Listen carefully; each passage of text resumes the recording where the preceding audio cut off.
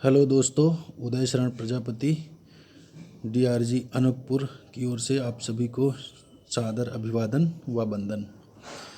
आज हम निष्ठा मॉड्यूल 17 कोविड-19 परिदृश्य विद्यालय शिक्षा में चुनौतियों का समाधान पर गतिविधि 1 व 5 एवं मुख्य प्रश्नोत्तरी पर चर्चा करेंगे। तो आइए देखते हैं। गतिविधि 1 में सत्य या असत्य चुनने की बात कही गई है।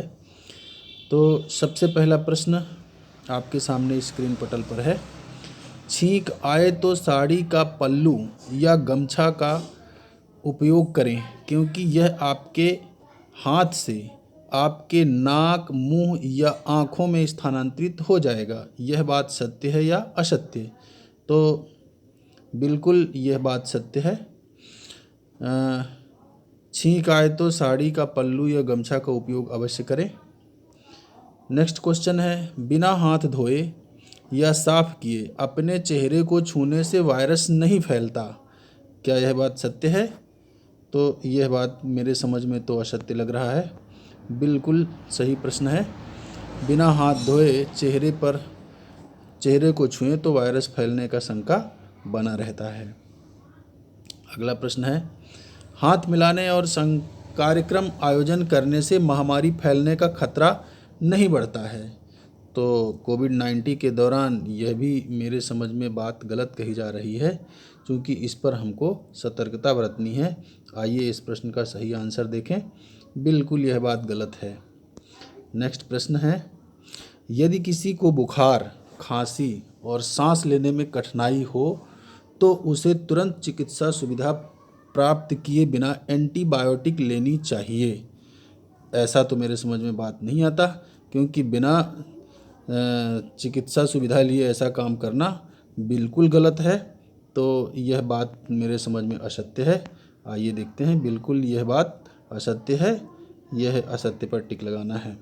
नेक्स्ट प्रश्न है, कोविड-19 के दौरान एहतियात के तौर पर विविध मास्क पहने। तो साथियों, यहाँ भी कोविड-19 के दौरान विभिन्न प्रकार के मास्क नहीं, बल्कि कोई एक निश्चित मास्क पहनने की आवश्यकता है। अर्थात यह बात भी मेरे अनुसार गलत लग रहा है। बिल्कुल यह बात भी गलत है। यहाँ पे असत्य पे टिक लगाना है। अगला प्रश्न आपके सामने है, सार्वजनिक जगहों पर थूकने और धूम्रपान करने से वायरस नहीं फैलता।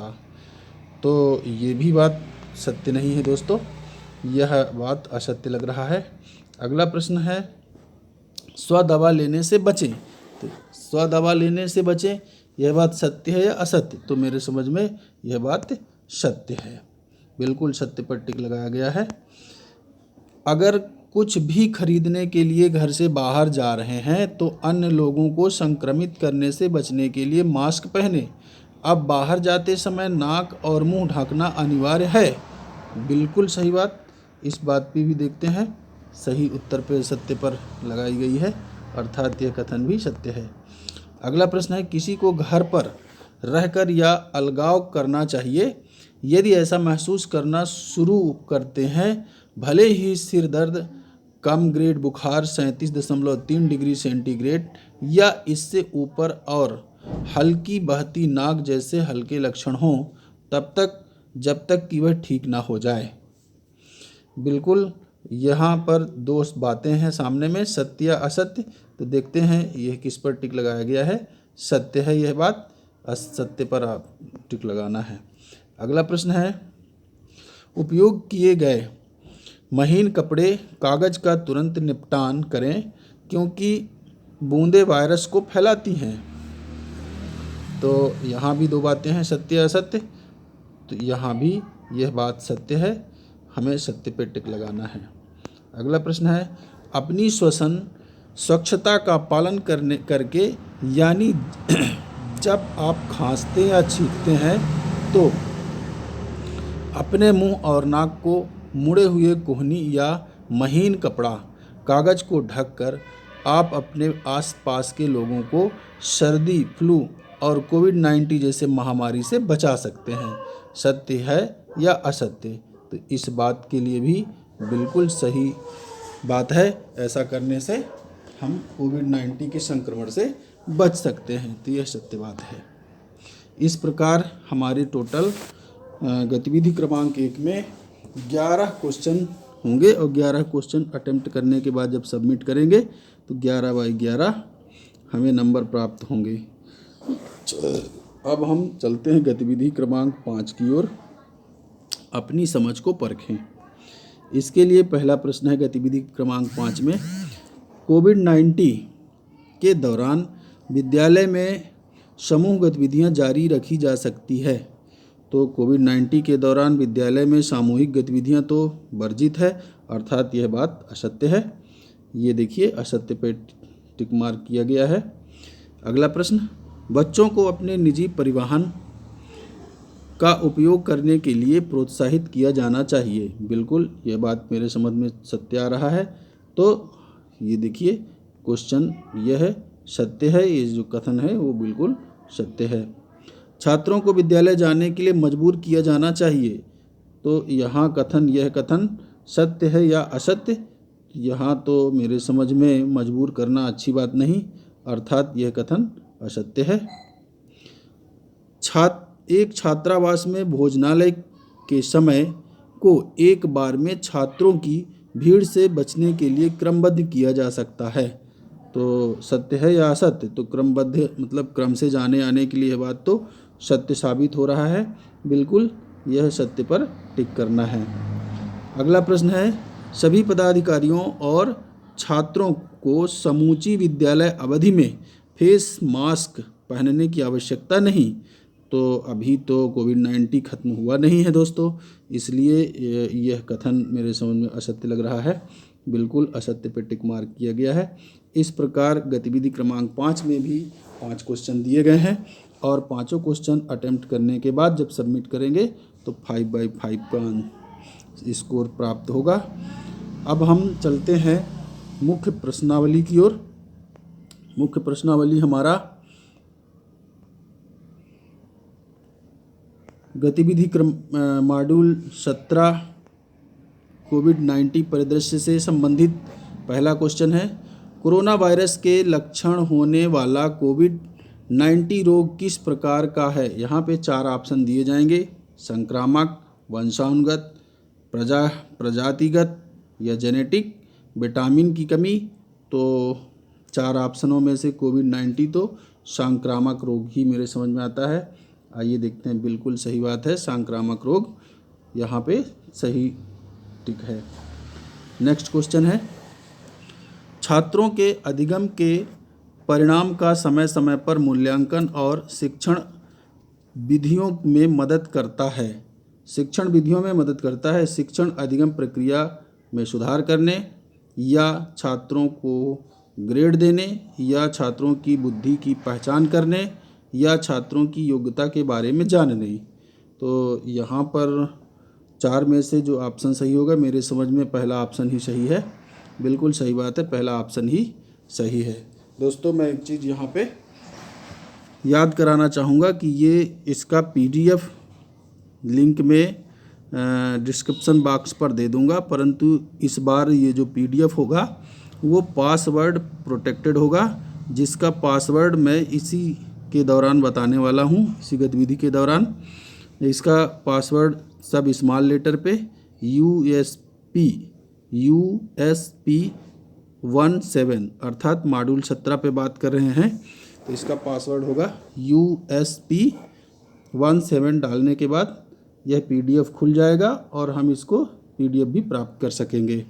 नेक्स्ट क्वेश्चन हमारे स्क्रीन पटल पर है, छात्रों को कोरोना वायरस के प्रसार से बचाने के संबंध में विद्यालय में सुरक्षा सुनिश्चित करने के लिए कौन जिम्मेदार है? प्रधानाचार्य, शिक्षक, माता पिता या सभी हितधारक? तो मेरे समझ में तो भाई ये बचाने के लिए सभी हितधारक इसके सही होने चाहिए। बिल्कुल सही बात है। अगला प्रश्न, किसी व्यक्ति को कोविड-19 महामारी से संक्रमित होने से बचाने की सबसे उपयुक्त विधि कौन सी है? तो बचाने के लिए सबसे उपयुक्त विधि 4 ऑप्शन दिए गए हैं, सामाजिक दूरी, हाथ मिलाना, जॉगिंग, दोस्तों के साथ गपशप करना। इसमें से सही ऑप्शन देखते हैं, पहला आंसर इसका सही है, सामाजिक दूरी। अगला प्रश्न, विद्यालय में सामाजिक दूरी को बनाए रखने का प्रभावी तरीका क्या है?